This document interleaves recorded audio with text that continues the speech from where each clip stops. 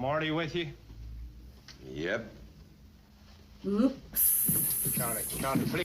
But I wrote you one letter. One letter in 5 years. Yeah, listen, that was not cool.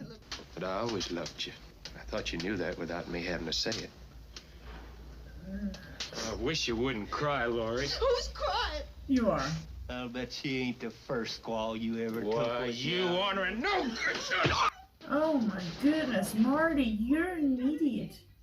Here. Are you kidding me? Thank you. Oh my god, he's actually gonna go hang them. What's happening?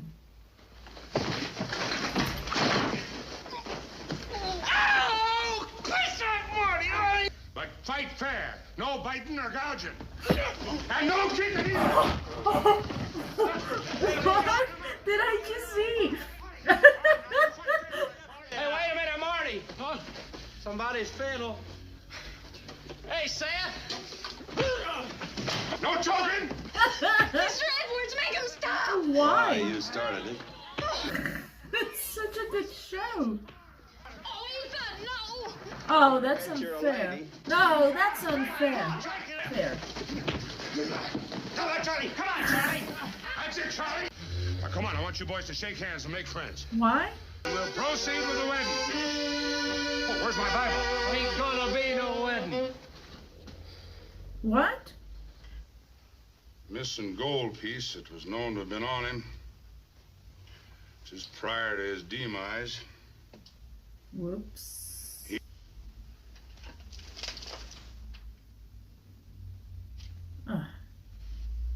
There was no need to do that. Colonel Greenhill's compliments, sir. The Colonel wants to know how... Is your head cold? No, sir. Colonel Greenhill's compliments, sir. The Colonel wishes to know... Hold on, Can son. you Who is just this Colonel Greenhill you're stop? talking about? What is it your paw wants to know? Well, Well, go if you ahead. just let him finish, he would My tell pa wants to you. know... Colonel Greenhill wants to know how soon you could put a company of your Turn men... around, Sonny. Oh my goodness, I'm gonna... Says he lives here. Keeps mentioning a rocking chair. Most. Nice picture. Love it. We go charging in, they'll kill her, and you know it. That's what I'm counting on. I know you are.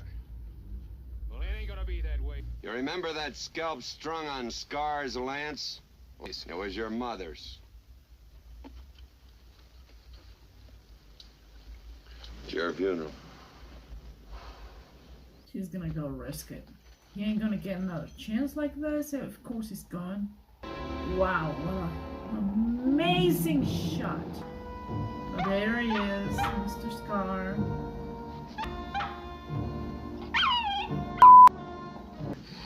Can I stay? Please? You're gonna get yourself killed. Mount! Mount! M-O-N-T-E, mount! Oh. How is he stealth? He's gonna go tent by tent looking for her.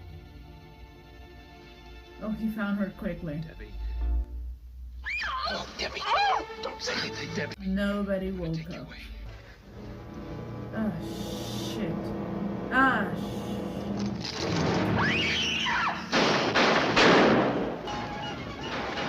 wow, nice shots. Yeah. He killed him. The F, Ethan. You can't kill her. You can't kill her.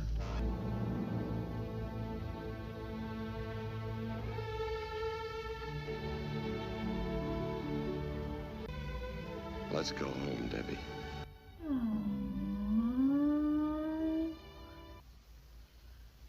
Ow!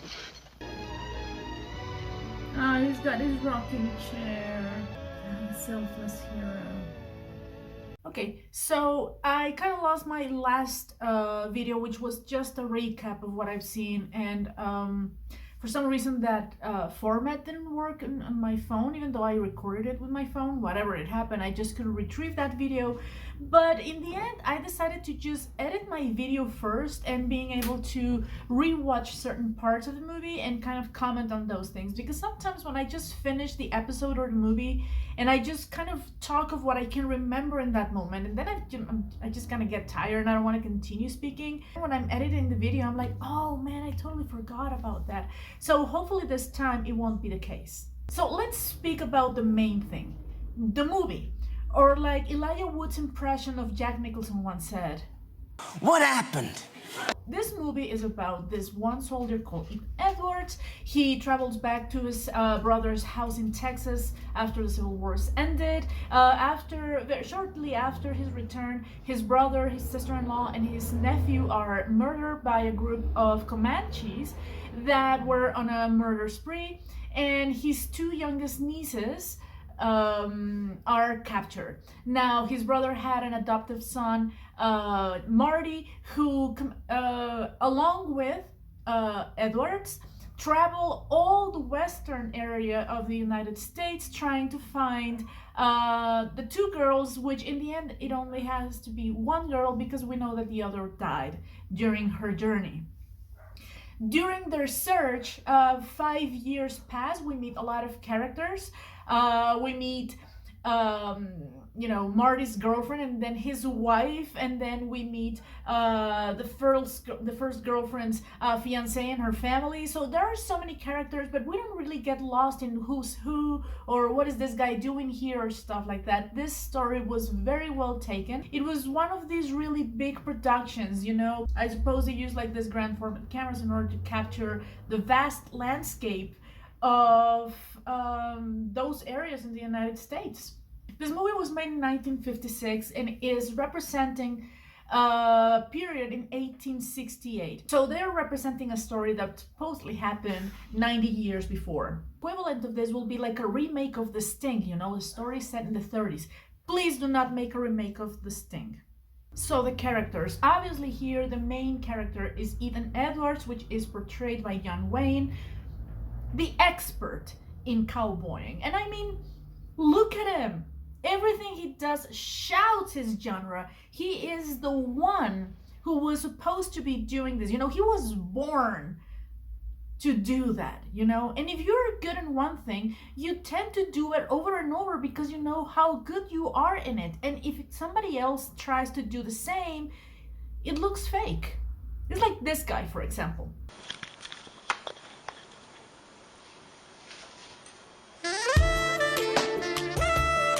He's perfect at what he does. Nobody else can do it. Look.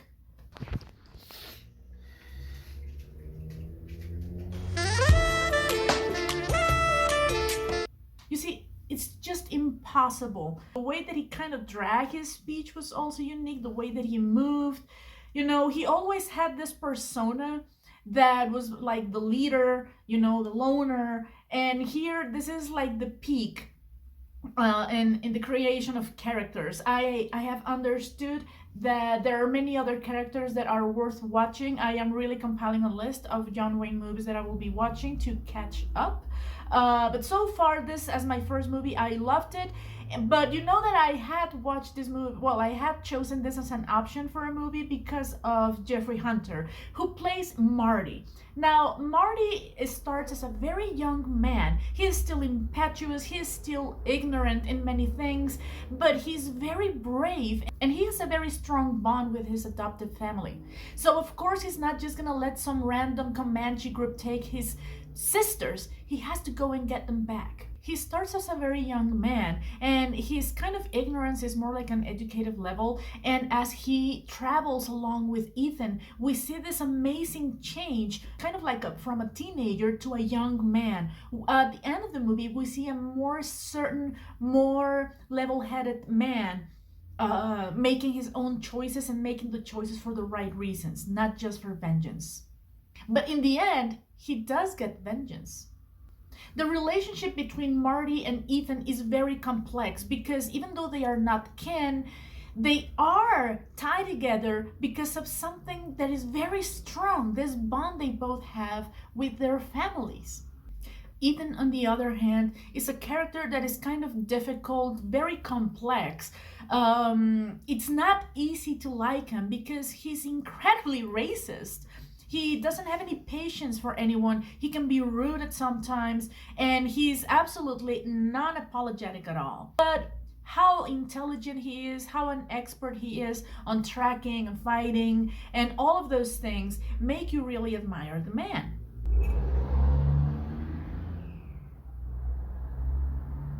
Even though along the way through this movie we meet a lot of characters, wacky and serious and sometimes only funny, the heaviest part of the movie is held by these two amazing actors. I loved Mose. He kind of reminds me of John Malkovich in many times, but he's very likable. We have also Laurie. She is incredibly nice. I like her character. She is kind of, she's sassy, but she's nice. She has a good heart, and sometimes I kind of felt she was being super selfish. But every character he is deeply flawed. He's like this guy, the golly guy. By golly, I can't golly, golly, golly, by golly, by golly, by golly. We even have the Reverend, and he's kind of likable in the end because even though his moral compass seemed to be pointing only to one direction, and in the end he kind of understands Ethan's reasons for his actions. We obviously need a villain, and that will be the Comanche Chief, Scar. Now, I have to say, this guy doesn't look Indian at all. He looks like a white guy with a really nice tan. But he looks really menacing. I mean, this is the kind of guy I wouldn't want to mess around. And obviously, Debbie as the last important character who is greatly missed during the entire movie. We only get to see snippets of her childhood prior to the attack, and then until she's a full grown woman, which kind of doesn't make sense because at the beginning of the movie she looks like she's 6 years old. And now 5 years have passed and they say she's not a child anymore. She's 11 by now. And apparently Scar has already taken her as wife. Now, a huge element in this movie is the photography. Now, some people already know this. I'm a photographer, so every time I see something as wonderful like this,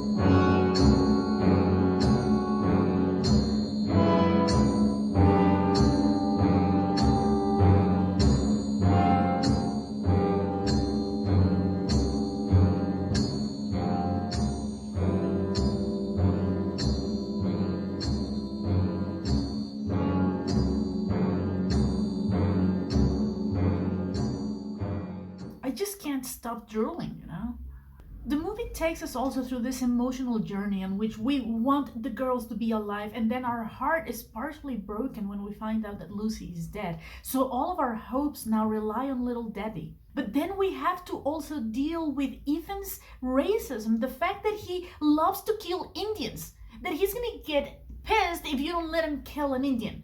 That's how crazy he sometimes gets to be, and you have to put up with him because he's the only thing we got closer to a hero. And we get to see the lowest side of him when he tries to murder Debbie. When he stops seeing her as kin and decides to shoot her like he will shoot any other Indian. But he doesn't only like to shoot them dead, he likes to shoot them in the eye so that they cannot find the spirit land in the afterlife. How twisted is that? The movie ends with this happy ending for everybody. Okay, but still, it's a happy ending. And Ethan goes walking outside while all the family goes inside. He goes outside, separated from that part of family, from that part of bonding, from that kind of happiness. He separates himself. I am not a psychologist to start trying to determine why he has those feelings, but the movie kind of makes them obvious.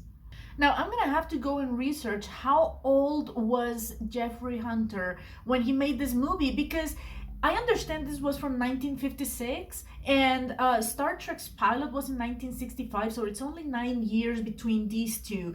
And he looks like he's in his 40s by the time he made the Star Trek pilot, but he looks like he's in his 20s when he made The Searchers. So I don't know if this is because he got his hair gray or it was artificially grayed or something, but he really looks really young at the beginning of the movie, and he doesn't look that childish yet by the end of it.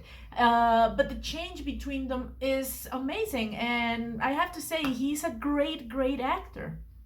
Thank you everyone who voted in the polls and for all of your suggestions that you've been sending. There are a couple of ideas I have that I am willing to submit to a poll very soon. I have been completely disconnected from my social network, so I hope when I go back, this whole Will Smith Chris Rock thing just faded out. Remember that you can subscribe to my channel if you haven't done already. Remember you can also follow me on Instagram at this address, or you can also become a patron. I will leave the link in the comment box below. Remember that your support is very important for my channel. You guys take care, God bless, and